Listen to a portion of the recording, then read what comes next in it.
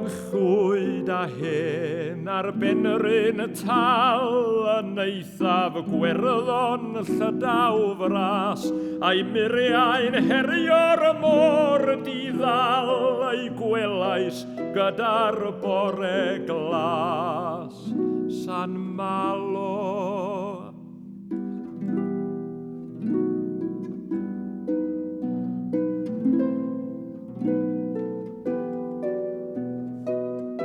Yn hyfryd hen, ar ei orw gyr am dŵr ei themlo loftyd lawr, ar gwylau'n hwythau'n rhesi hir anghyson oedd, ar fagwyr fawr San Malo.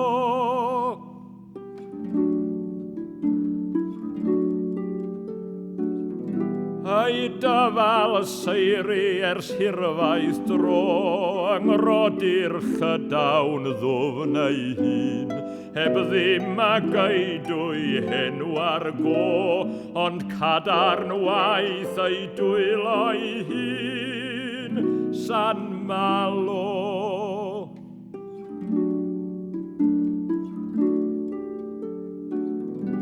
Ar llong am dig drachefn imbro, ar flaen y gwynt fel deilen grin, gwelais ai am yr olaf dro yn llwyd a hen rhwng gerddi gwyn, San Malo.